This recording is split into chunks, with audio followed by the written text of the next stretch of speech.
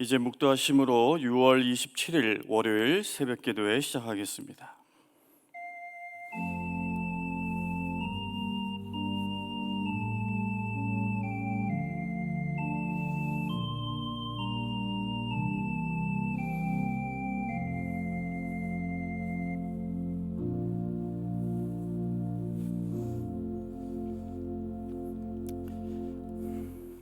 좋으신 하나님, 새로운 한 주를 시작하며 그 출발에 하나님 예배함이 있게 하심이 감사합니다.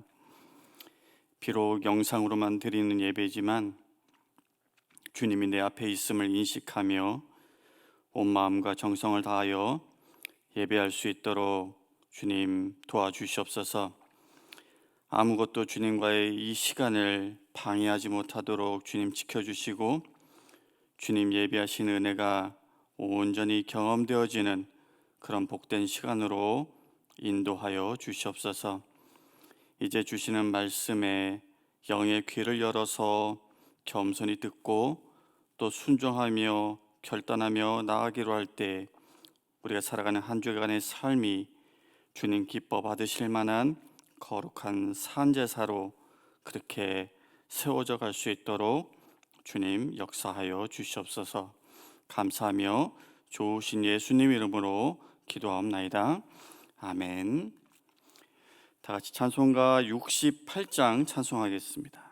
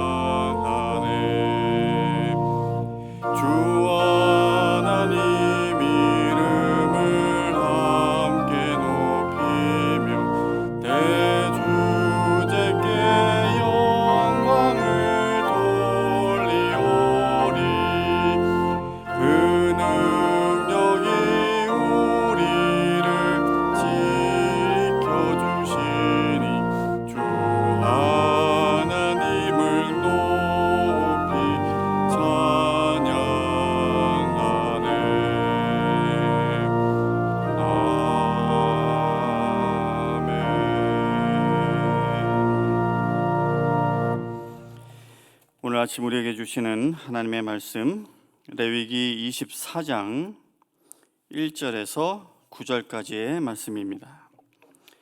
제가 봉독해 드리겠습니다.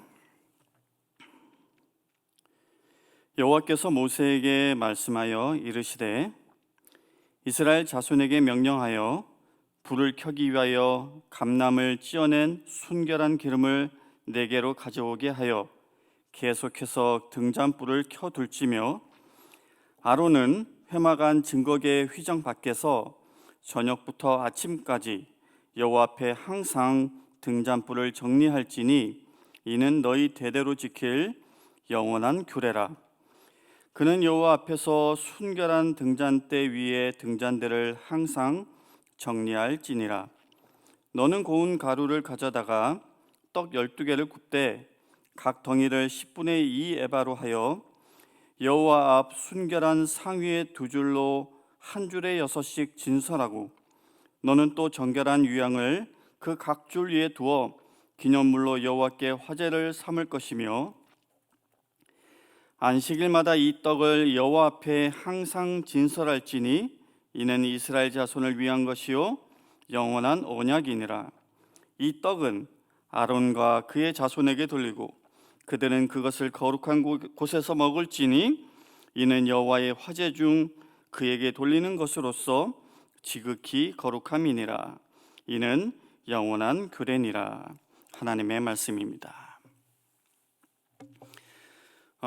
레위기도 거의 막바지에 이르고 있습니다. 오늘 본문은 성막의 기구 중에 그 등잔과 또 진설병을 관리하는 그런 규례에 대한 말씀입니다. 이 규례는 레위기에서 그 소개된 성막과 관련된 제반 규례 가운데 마지막 부분에 해당된다고 볼 수 있습니다. 2절을 보겠습니다. 이스라엘 자손에게 명령하여 불을 켜기 위하여 감람을 찌어낸 순결한 기름을 네개로 가져오게 하여 계속해서 등잔불을 켜둘지며. 여기서 그 등불을 계속 켜두어라 라는 말씀이 나오죠. 이것만 보면은 24시간 하루 종일 등불을 켜라는 말인가 싶기도 합니다. 하지만 3절에 보면 이렇습니다. 3절입니다. 아론은 회막안 증거궤 휘장 밖에서 저녁부터 아침까지 여호와 앞에 항상 등잔불을 정리할지니 이는 너희 대대로 지킬 영원한 규례라. 이 3절에서도 항상이라는 표현이 있긴 하지만 그 앞에 저녁부터 아침까지라고 되어 있는 걸 볼 수가 있죠. 아시겠지만 히브리인들은 하루의 시작이 해가 지는 저녁 때부터다라고 생각을 했습니다. 해서 날이 어두워지기 시작하는 저녁 때에 이제 성소에 등잔불을 켜고 날이 밝아지면 그 등잔불을 끄고 그리고 나서 등대를 청소하는 등 또다시 이제 저녁이 올 때에 등불을 켤 수 있는 그런 준비를 했던 것이죠.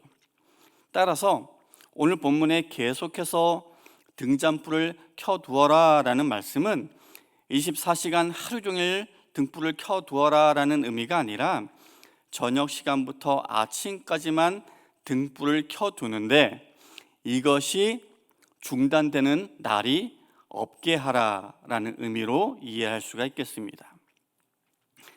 그런데 3절을 다시 보면 아론에게 저녁부터 아침까지 여호와 앞에 항상 등잔불을 정리하라 라는 말씀이 나와요.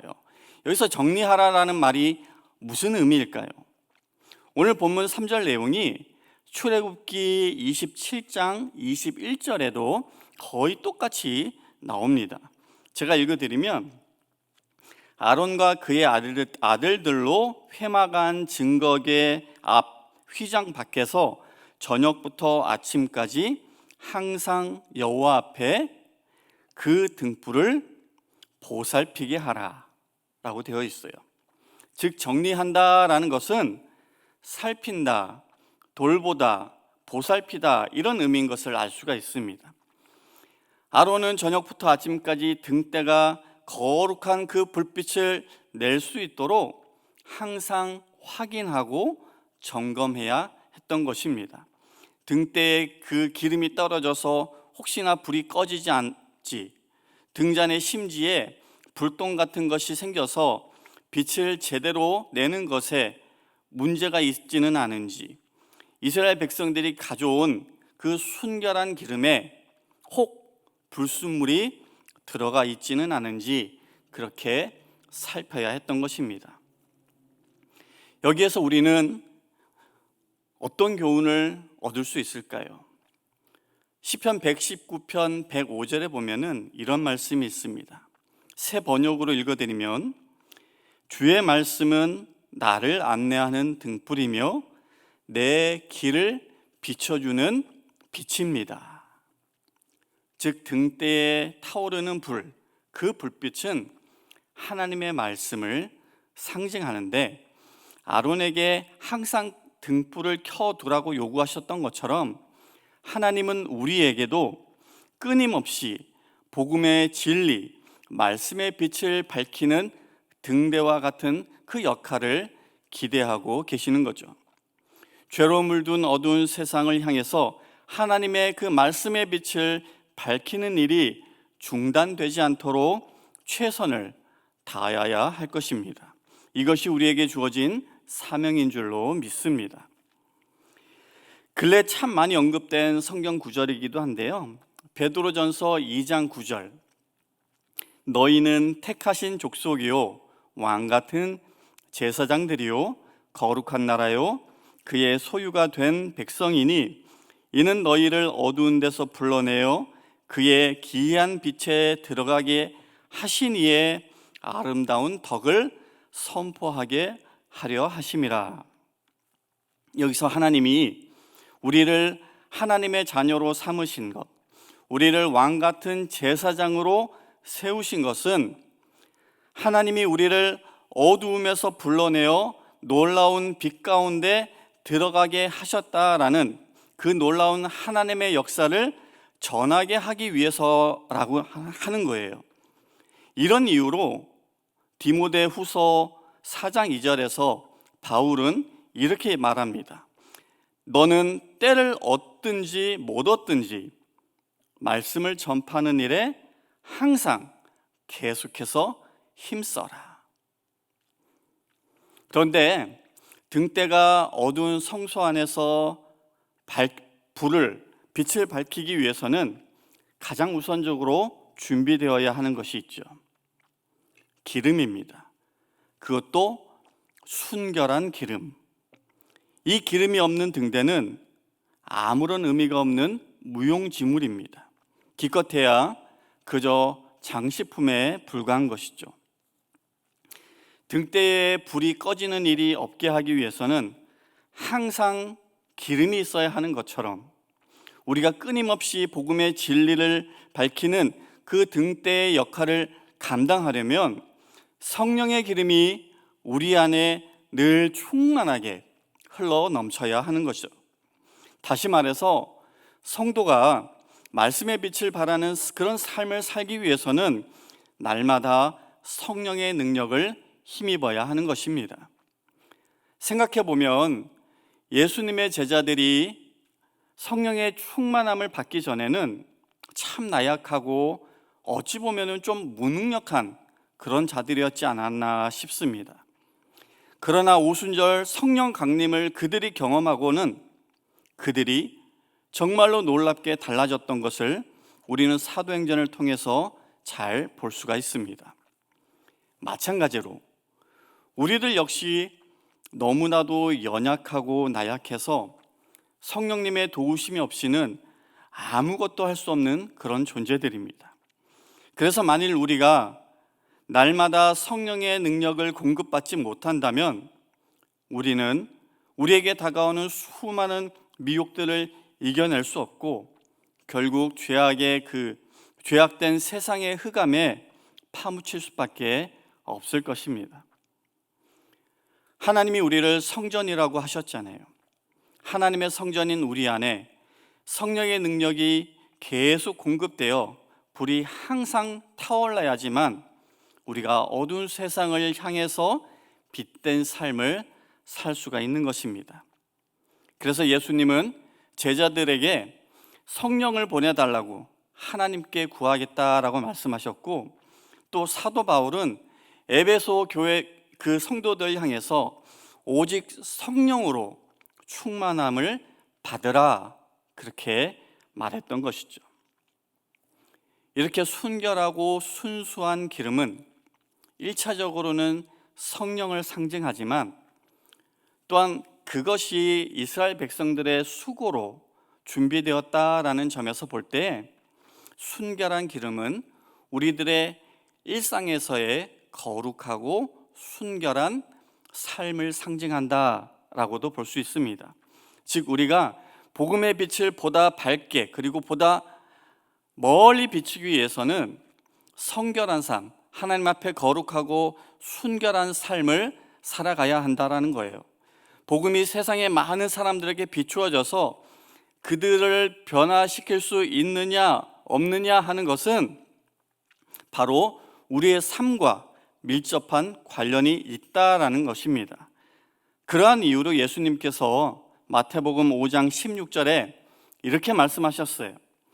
너희 빛이 사람 앞에 비치게 하여 그들로 너희의 착한 행실을 보고 하늘에 계신 너희 아버지께 영광을 돌리게 하라. 순결함의 중요성. 오늘 5절, 6절 하나님 앞에 순결한 상위에 차려 놓아야 하는 떡, 진설병에서도 확인할 수 있습니다. 오늘 본문에는 진설병이라는 이 단어가 나오진 않지만 출애굽기 25장 30절에 보면요, 상 위에 진설병을 두어 항상 내 앞에 있게 할지니라 라는 말씀이 나옵니다. 여기서 진설병이라는 것은 히브리어로 레헴 파님이라고 하는데 면전의 떡이라는 뜻이라고 해요. 이유는 오늘 본문 4절 6절에 여호와 앞, 즉 면전에 진설해 놓았기 때문에 그렇게 불렀습니다. 그런데 이 진설병은 본문에서는 유교병인지 무교병인지 정확하게 나오지 않지만 그것이 무교병, 즉 누룩이 들어가지 않은 빵이었다라는 것이 학계의 정설입니다. 이것이 무엇을 의미할까요?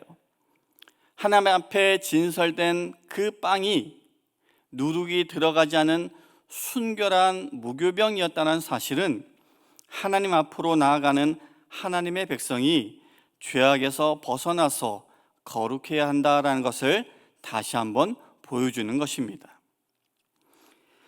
마지막으로 오늘 본문 8절을 보면은 안식일마다 떡을 여호와 앞에 진설하라라고 되어 있습니다. 이는 한번 진설한 떡을 그냥 두지 말고 일주일이 지나면 다시 새로운 떡으로 교체하여서 그렇게 상 위에 온전한 떡이 항상 있게 하라라는 말씀입니다. 저는 이 말씀이 성도들이 드리는 예배를 포함해서 하나님께 드리는 헌신의 모습이 한 번으로 그치고 마는 것이 아니라 일평생 계속해서 이어져야 하는 말씀이라고 이해를 합니다. 이렇게 본문의 등대와 진설병은 오늘날 우리가 감당해야 할 사명이 무엇인가라는 것을 가르쳐 줍니다. 어두운 세상을 향해서 참된 하나님의 그 말씀의 빛을 비추는 성도가 되어야 한다라는 것, 그리고 우리 생명이 다하는 그날까지 우리에게 주어진 시간과 재능과 물질을 다하여서 하나님을 예배하고 하나님을 위해 봉사하고 수고하는 그 삶을 살아가는 성도가 되어야만 한다라는 겁니다. 이 일들은 하나님 나라에 가는 그 날까지 우리가 쉬어서는 안 되는 일인 줄 믿습니다. 그렇게 복음의 말씀을 전하는 일과 하나님께 헌신하는 일에 끊임없이 매진하여서 하나님 앞에 섰을 때 착하고 충성된 종아, 네가 잘하였다, 그렇게 칭찬받을 수 있는 우리 모두가 되기를 주님의 이름으로 간절히 축원합니다. 이 시간 말씀을 기억하며 묵상의 시간 갖겠습니다.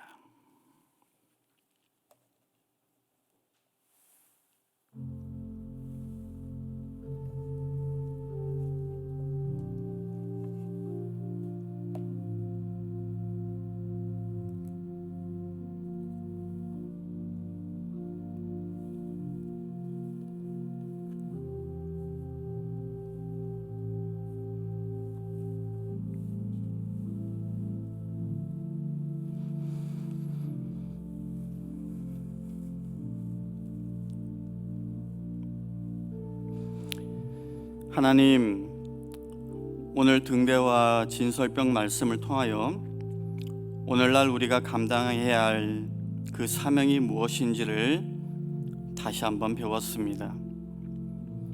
우리 안에 성령의 기름이 항상 충만하여서 우리 자신과 가정과 일터에 하나님의 말씀의 빛이 계속해서 밝혀질 수 있도록 주님 축복해 주시옵소서.